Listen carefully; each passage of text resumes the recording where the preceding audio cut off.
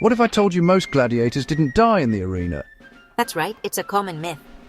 We imagine every fight ended in death, but that's not true. Gladiators were valuable investments. Owners didn't want to lose them. Studies show only about 1 in 10 fights ended in death, far from the bloodbath Hollywood shows.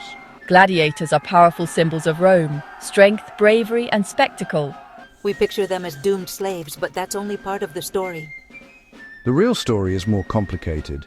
Gladiators had routines, relationships, and sometimes fame. They lived under strict control, but they weren't just mindless fighters. We were individuals living in a strange world, part of a system both organized and corrupt. To understand them, we look at tombstones, graffiti, and bones, evidence that reveals a unique subculture.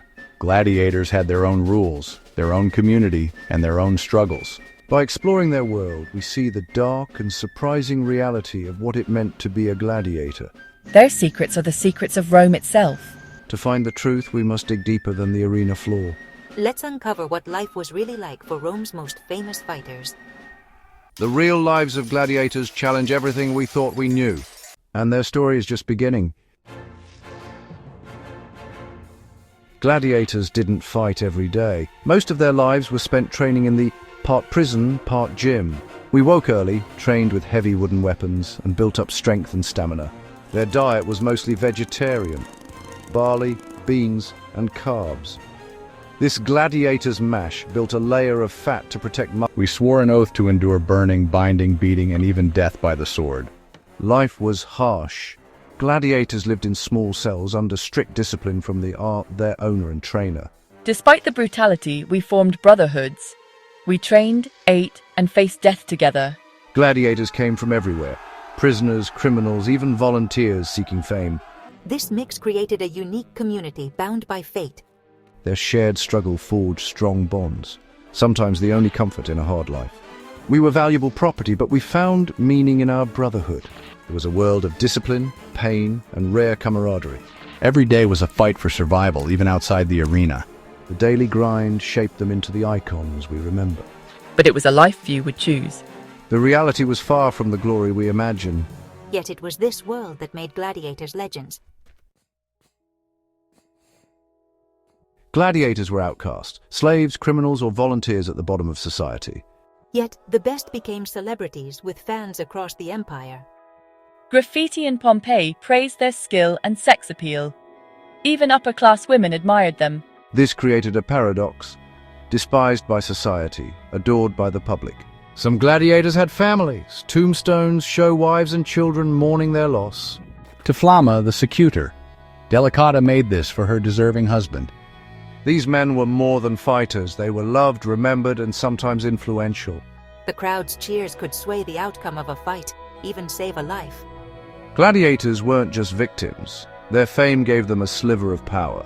They were both slaves and stars, living in a world of contradictions. Their lives remind us that even in chains, people can find connection and meaning. Behind every helmet was a real person, and sometimes a legend. And the true cost was always human. The business of the games reveals the darker side of Roman glory. The real struggle wasn't just in the arena, it was surviving the system. Their lives and deaths fueled an industry built on exploitation. Gladiators were pawns in a much larger game. The games were a tool for control, distraction, and political gain. Commodus fought in the arena himself, though always against weak opponents. Even the emperor used the games for power and popularity. Many were prisoners, criminals, or slaves, supplied by a dark trade across the empire. Gladiators were caught in the middle, forced to follow the script. Sometimes fights were fixed. Outcomes could be bought to please the crowd or officials. Owners rented out fighters for huge sums. A star gladiator was worth a fortune. Gladiator games were big business and deeply corrupt. The myth of the gladiator is powerful, but the truth is harsher and more complex. We were fighters, but also commodities, slaves who could become celebrities. Our struggle was daily, not just in the arena, but against a system that owned us. We were despised and adored, valuable yet disposable. Survival, not death, was often the real victory. Gladiators symbolize Rome's contradictions, glory built on exploitation. The games were about power, control, and spectacle. Behind the myth are real people, survivors, celebrities, and victims.